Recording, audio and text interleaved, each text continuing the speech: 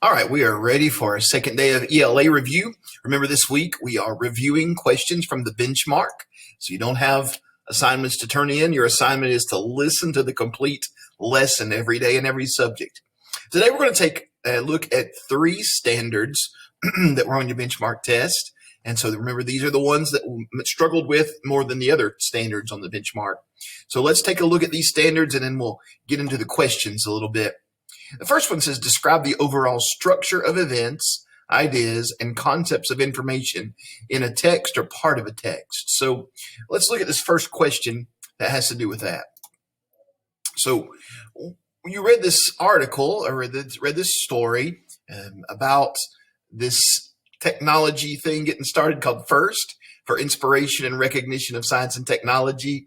And it's about this guy creating a way for high schoolers to learn about robotics. And so it goes through here and tells the story about how he talked to the owner of Lego and got a lot of things going with this new company that he started.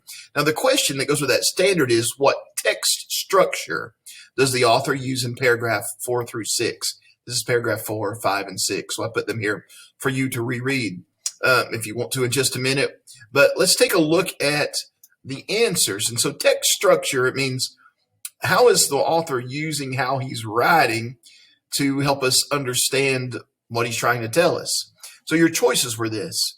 The author uses cause and effect to explain how First Lego League helps students learn about careers in robotics. So cause and effect would be like, because this happened. And I don't think this is the best choice for these answers. It's more of like a history of the company. It's not really a cause and effect, because this happened, something else happened. So that's not the best choice for this one. The author uses chronological order to explain how an inventor and a business came together to create First Lego League. And that is the correct answer. Chronological order, it's the order in which things happen. So how did it all begin? And it starts telling us when it started, then how the company began to grow, and how they wanted to reach out to students. And then next, in 1998, they joined with, they created the first Lego League after they got with Lego. And so this is the order. This is the text structure. It's written in chronological order, telling event by event how the company came to be. The third choice says the author used compare and contrast to explain how other robotic competitions are different from the first Lego League. We don't have anything about that in the text. The last choice says the author used problem and solution to tell how it solved more than many worldwide problems. It doesn't say anything about that. Correct answer is that it's told in chronological order. Okay, let me see if I can go back here. Go back to our first slide. All right, the second standard we're looking at is interpret information presented visually, orally, or quantitatively, and explain how the information contributes to an understanding of the text in which it appears. So this question was a picture, okay? And so visually, it's talking about how something helps you understand the text, basically. So as you were reading the text, you saw this picture with this caption: a scuba diver looks at a giant clam.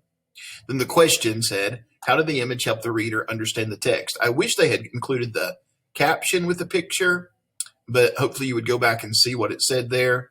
The correct answer was the reader can see an example of an animal that lives in the Great Barrier Reef. Look at the second one. The reader can see an area with different types of coral in the Great Barrier Reef. Well, you might look at this and think that's different types of coral. So you really need to look at this caption. A scuba diver looks at a giant clam, which is an animal. So you see an example of an animal that lives at the Great Barrier Reef. So like I said, I wish they had included the caption with the picture in the question, but they didn't. So you have to understand what this picture is showing by having read the caption before. All right. So pictures help us understand the text by showing us examples of what the text is talking about. All right. There we go. The next standard is this one. Compare and contrast two accounts of the same event or topic. Describe the differences in focus and the information provided.